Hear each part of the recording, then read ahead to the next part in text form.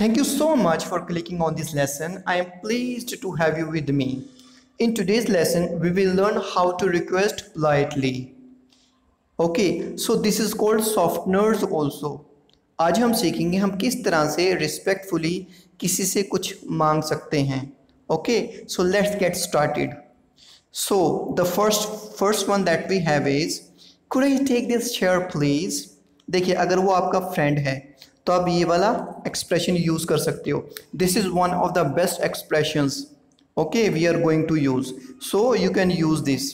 Could I take this chair please? Could I take this chair please?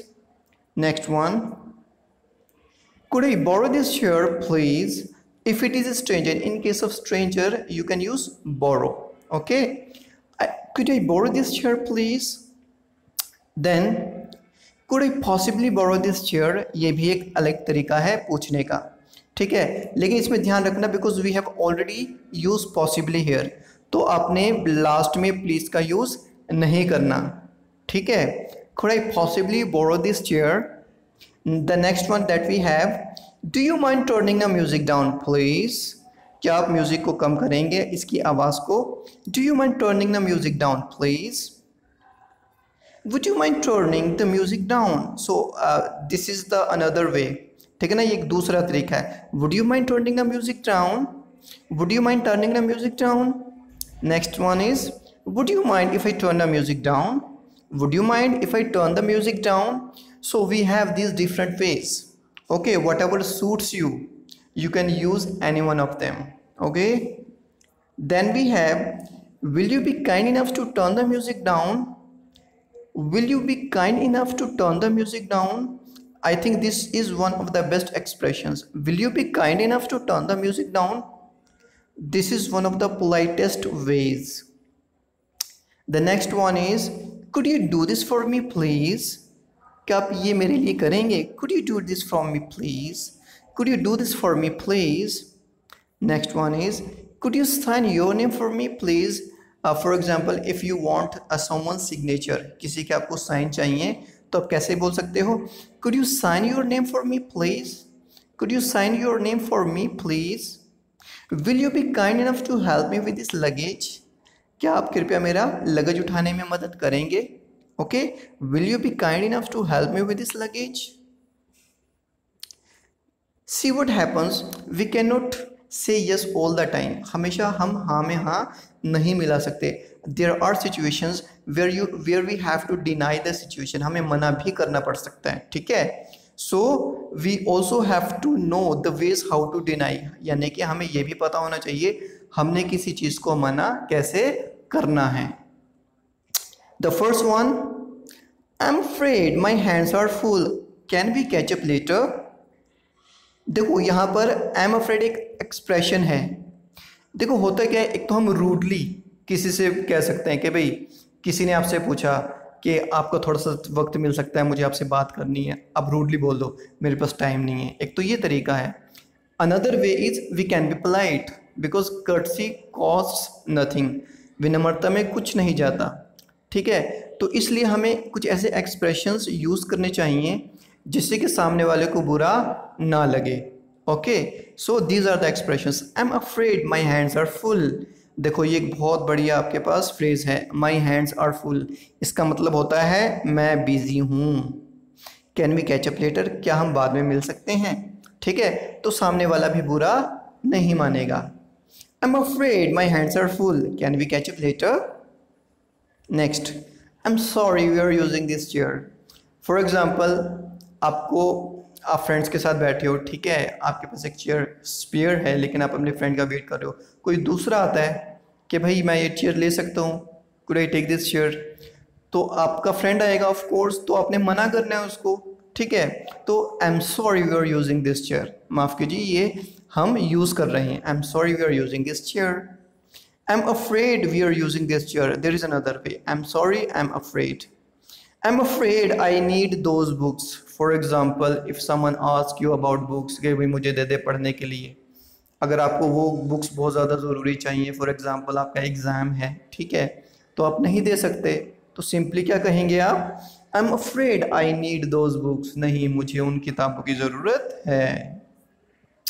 How to disagree. अब देखो होता क्या है, आपने किसी चीज़ से डिसअग्री कैसे करना है। जैसे आप तो कोई कहता है आप सहमत हो या तो अग्री करते हो, लेकिन कई बार होता है सामने वाला आर्गूमेंट करता है और हमें डिसअग्री होना पड़ता है उससे, क्योंकि आप नहीं मानते उस चीज़ को, ठीक है। तो कैसे डिसअग्री करना है, आप कौन से एक्सप्रेशंस, कौन से सेंटेंसेस, कौन से फ्रेजेस यूज़ कर सकते हैं। Okay, so I have to say I disagree with you there. For example किसी ने आपसे कुछ ऐसा कहा जिससे आप सहमत नहीं हो, ठीक है, और आपने उसको डिसअग्री करना है, तो कैसे कहोगे आप, आई have to say I disagree with you there. भाई यहाँ पे मैं आपसे सहमत नहीं हूँ, इस बात पर मैं आपसे सहमत नहीं हूँ। I am not sure I agree with you there. Another expression is, एक दूसरा तरीका क्या है डिसअग्री होने का, I am not sure I agree with you there. मुझे नहीं लगता कि मैं आपसे इस चीज़ पर सहमत हूँ। I am not convinced that's the case, ठीक है ना। एक ये तीसरा तरीका है, अगर आपने किसी चीज़ पर असहमति जतानी है तो आप क्या यूज़ कर सकते हो, आई am not convinced that's the case, मैं कन्विंस्ड नहीं हूँ आपकी इस बात पर। ही is a very good trainer but I don't think he fits the job. मान लो अगर आपने किसी को मना करना है, ठीक है, तो आप कैसे कह सकते हो, पहले थोड़ी सी तारीफ कर दो, ठीक है ना, फिर उसके बाद अपने आर्गूमेंट रखो। कैसे, he is a very good trainer, बहुत अच्छा ट्रेनर है no doubt, but I don't think he fits the job, लेकिन मुझे नहीं लगता वो जॉब के लिए फिट है। Okay, he is very good trainer but I don't think he fits the job. I understand your point but what you ask me to do is beyond my capacity. हाँ मैं समझ रहा हूँ आपकी बात, लेकिन जो तुम मुझसे करने के लिए कह रहे हो ना भाई मेरे तो बस से बाहर है वो, ठीक है, आप इस तरह से मना कर सकते हो। I understand your point but what you ask me to do is beyond my capacity. Next one, I take your point but I am helpless. हाँ मैं समझ रहा हूँ आपकी बात लेकिन मैं मजबूर हूँ। I take your point but I am helpless. Idiom, hit a home run, it means to be successful, मतलब कामयाब होना। Our students hit the home run with their excellent performance, यानी कि हमारे जो विद्यार्थी हैं उन्होंने कामयाबी हासिल की अपनी मेहनत की वजह से, अच्छी परफॉर्मेंस की वजह से। Proverb, ठीक है, everything looks pale to a jaundiced eye, यानी कि सावन के अंधे को सब कुछ हरा दिखाई देता है। Everything looks pale to a jaundiced eye. Some useful sentences. Don't talk ill of others, it always reaches them. भाई किसी की बुराई मत करो, ये हमेशा उसके पास पहुंच जाती है, ठीक है। And this is a fact, ठीक है ना। अब हमेशा ध्यान रखना किसी के बारे में कभी गलत नहीं बोलना, या तो चुप रहो या फिर बोलो तो अच्छा बोलो। बेशक दूसरे में 100 बुराइयां हो सकती हैं बट डेफिनेटली एक अच्छाई तो डेफिनेटली होती है, ठीक है। So talk about good things about people. Prop up your head while sleeping, यानी कि अपना सिर थोड़ा ऊंचा करके रखो सोते वक्त। Prop up your head while sleeping. Please curtain your mouth before sneezing, भाई छींकने से पहले अपना मुंह ढक लो। Please curtain your mouth before sneezing. Get aside please, side में हो जाओ। डोंट हॉग द वे, रास्ता मत रोको।